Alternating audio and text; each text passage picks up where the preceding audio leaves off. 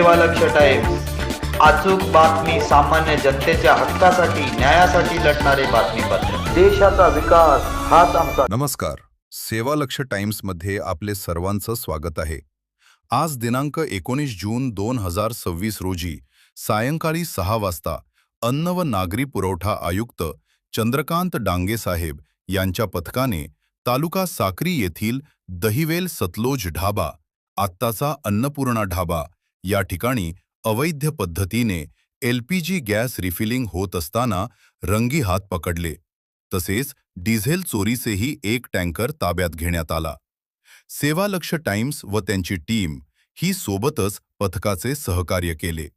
Sakri police स्टेशनच्या अंतर्गत अत्यावश्यक वस्तू अधिनियम 1955 अंतर्गत 3, 7, 8 मोटर स्प्रीट आणि हाय स्पीड डिझेल ऑर्डर 1998 पुरवठा नियम व वितरण गैरव्यवहार प्रतिबंधित कायदा 2, 3, 4 तसेच पेट्रोल अधिनियम 1934 कायदा 7, 1998 अंतर्गत 7 गुन्हा दाखल करण्यात आला।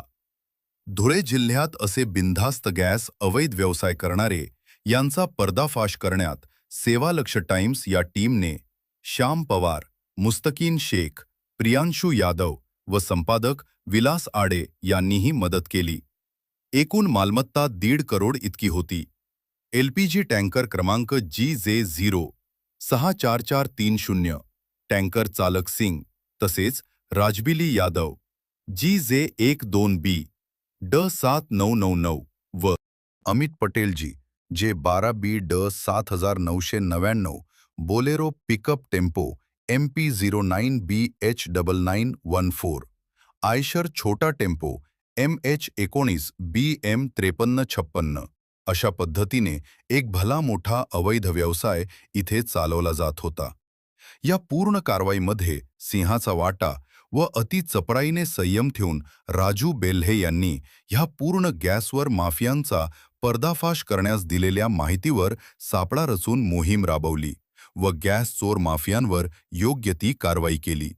धुळे जिल्ह्याचे पोलीस अधीक्षक विशाल आनंद यांना हा आयुष्याची माहिती नव्हती का? तसेच sub division police inspector Sakri Sanjay Bamle यांना एवढा मोठ्या गॅस चोरीची माहिती कशी मिळाली नाही हे नवलच। स्थानिकाकडून पोलीस प्रशासनावर संशयाच्या नजरेने बघितले जात आहे।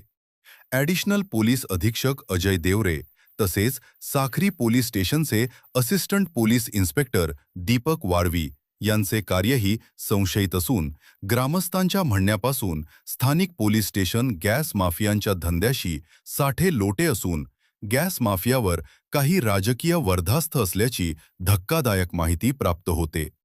तसेच हे अवैध गॅस चोरी करणारे हे गुंड प्रवृत्तीचे असून पत्रकार, समाजसेवक यांना शिवीगाळ, मारहाण व जीवे मारण्यापर्यंत मजल करतात अशी धक्कादायक माहिती प्राप्त आहे।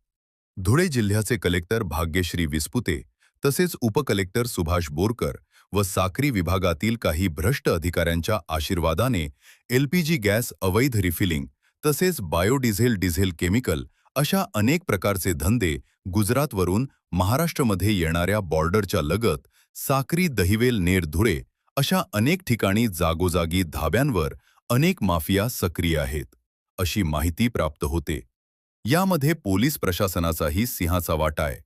भर रस्त्यावर असे जीव घेणे, गॅस टँकरमधून काढले जाते, डिझेल पेट्रोलची चोरी केली जाते, पण पोलिसाची पेट्रोलिंग ह्या गॅस माफियापर्यंत पोहोचत नाही हे नवलच। माननीय मुख्यमंत्री देवेंद्र फडणवीस साहेब मुख्यमंत्री झाल्यापासून अनेक जिल्ह्यांमध्ये कायदा सुव्यवस्थाचे हाहाकार उडत आहेत का? की मुख्यमंत्री तेरी भी चूप मेरी भी चूप असे करत अवैध धंद्यांना ऊत आलीये?